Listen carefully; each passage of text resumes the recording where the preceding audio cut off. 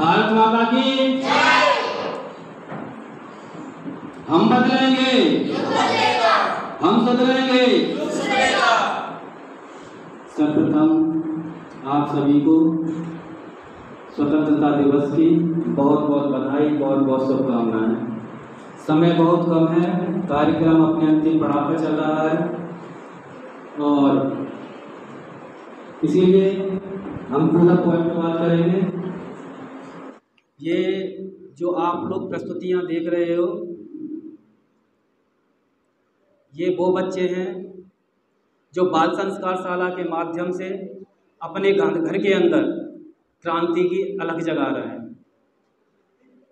इन बच्चों ने अपने घर में अपने पिता से नशा छुड़वाया है, किसी ने सिगरेट छुड़वाई है, किसी ने दारू छुड़वाई है और कुछ बच्चों ने तो अपने घर में स्वाध्याय का क्रम शुरू करवाया है। ये वो बच्चे हैं जो बाल संस्कार शाला में निरंतर आ रहे हैं और यहाँ से जो शिक्षा के साथ में विद्या का जो समन्वय ज्ञान इन बच्चों को मिल रहा है, वो अपने इस घर के अंदर, अपने इस समाज के अंदर उसका पूरा उपयोग कर रहे हैं। बात आती है अपने स्वतंत्रता दिवस की। हम लोग देख रहे हैं जैसे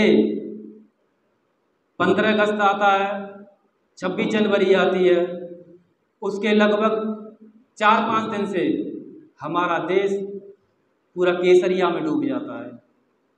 हर जगह देशभक्ति के गाने, हर जगह राष्ट्र प्रेम हर किसी के अंदर दिखाई देता है और बड़ा ही सुंदर, बड़ा ही प्यारा लगता है। मन भाव विभोर हो जाता है सब लोगों के मन को देख के। आप ऑटो में बैठेंगे तो वहाँ पे भी देशभक्ति गाने चल रहे हैं। आप अपने सेक्टरों में देखोगे तो लोग अपने अपने घर में तिरंगा लहरा रहे हैं। अगर जहाँ पर स्कूल है तो वहाँ से सांस्कृतिक कार्यक्रम है तो वहाँ की उद्घोष हम लोगों को सुनाई देता है और लगता है कि जैसे हमारा भारत बड़े उत्साह उमंग के साथ में स्वतंत्रता दिवस और गणतंत्र दिवस को बड़ी श्रद्धा भाव के साथ में मना रहा है। लेकिन जैसे जैसे हम लोग शाम की तरफ बढ़ते हैं और जैसे ही रात होती है और रात के गुमनाम अंधेरे में वो देशभक्ति हमारी विलुप्त हो जाती है, खत्म हो जाती है। और जैसे ही सूर्योदय होता है उसके बाद न वो गाने सुनाई देते हैं, उसकी गानों की जगह पर फिल्मी संगीत आ जाता है, न वो तिरंगा दिखाई देता है और न वो जो केसरिया रंग जो पूरे देश में चढ़ा हुआ दिखाई देता है वो भी बिल्कुल पूरी तरह से विलुप्त हो जाता है। तो क्या हमारे पास स्वतंत्रता दिवस मनाने के लिए सिर्फ 2 ही दिन आते हैं? क्या हमारे को 2 ही दिन मिले हैं? ये बड़ा ही चिंतनीय विषय है। हम लोगों को सोचना चाहिए, जो हम लोगों को स्वतंत्रता मिली है वो इतनी आसानी से हम लोगों को नहीं मिली है। आप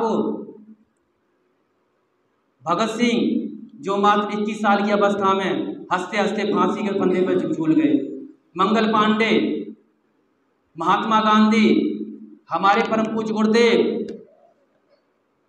इतनी आसानी से नहीं मिली है। हम यहाँ पर खड़े हो गए आधा घंटा, 1 घंटा, 2 घंटे का कार्यक्रम खत्म करके हम बोलते हैं हम स्वतंत्रता हमको बड़ी आज़ादी बड़ी आसानी से मिल गई है और बच्चों ने सांस्कृतिक कार्यक्रम दिए। तो ये हम लोग मना रहे हैं, लेकिन उस पीड़ा को उस परिवार से पूछे जिन्होंने अपने बच्चों को खो दिया, जिनके बच्चे हंसते हंसते फांसी के फंदे पर झूल गए। उन माओं को पूछिए, अपने गर्भ में 9-9 महीने उन बच्चों को रखा, धन्य हो गई वो ऐसी माँ। मुझे एक घटना मुझे याद आती है, जब आज़ादी की लड़ाई चल रही थी और सुभाष चंद्र बोस ने एक सेना तैयार कर दी थी कि आज़ादी की लड़ाई के लिए हम अंग्रेजों से लड़ेंगे और अंग्रेजों को यहाँ से खदेड़ेंगे।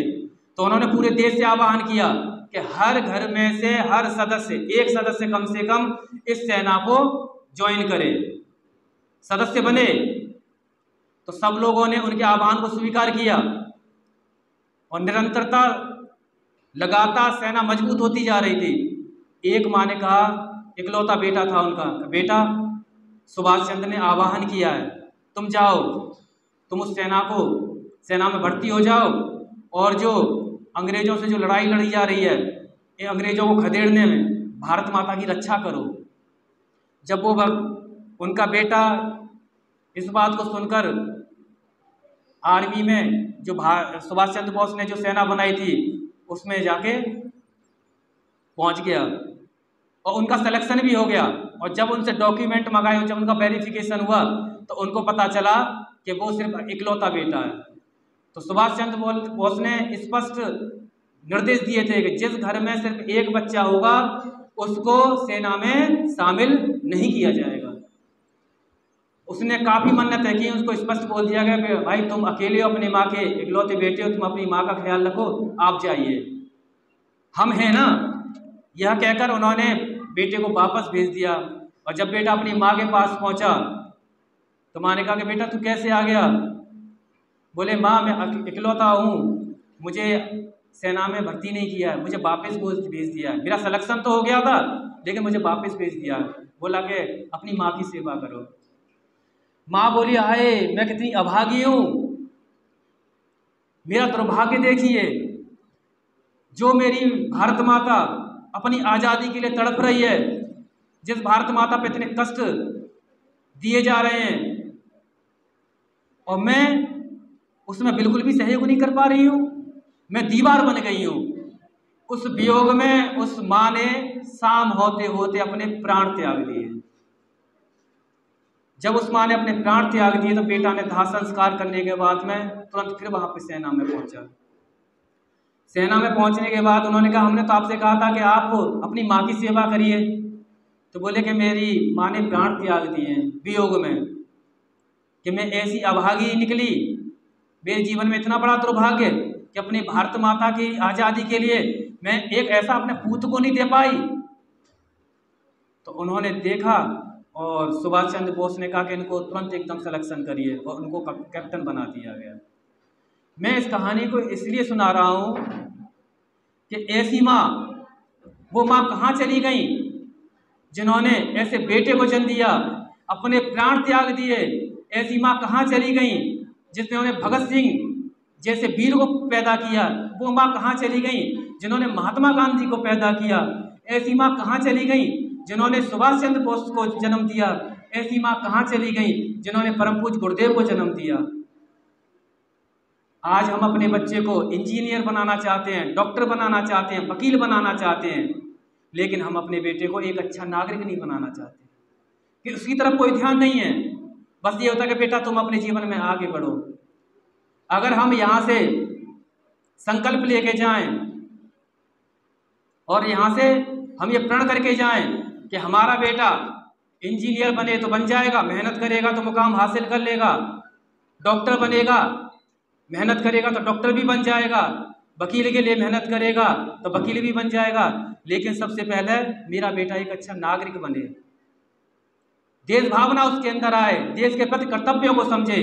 अगर हमारे मन में, हमारी सारी माताओं के मन में, हमारे पिताओं के मन में, हमारे जो भाई बहनें जो बड़े हैं, समझदार हैं, उनके मन में अगर ये संकल्प आता है तो हमारा स्वतंत्रता दिवस मनाने का भी हमारा सार्थकता बनती है और इसको जन जागरण करने में भी हम लोगों के लिए सार्थकता बनती है। जो हम लोग आप लोगों को यहाँ पर बुलाया गया है, इसकी सार्थकता तभी है जब हम अपने आप को, देश के प्रति कर्तव्यों को हम खुद समझें और अपने बच्चों को उन कर्तव्यों का पालन करवाएं।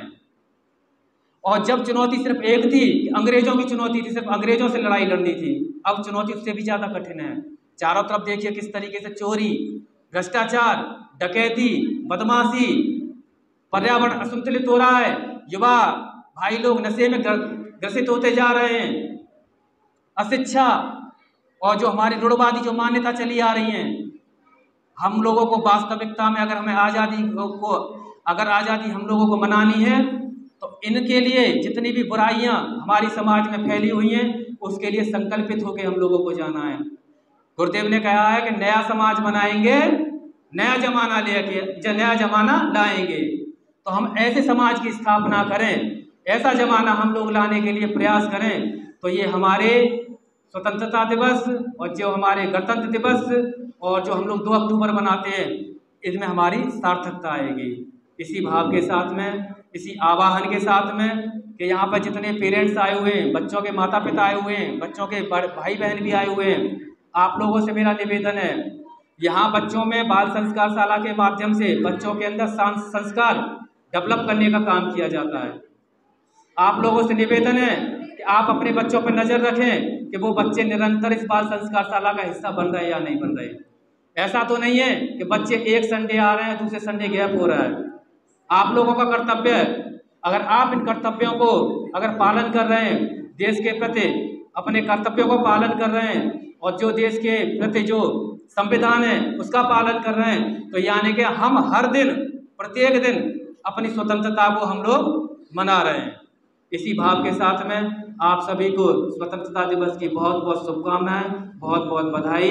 बोलिए जय हिंद, जय भारत, भारत माता की, भारत माता की।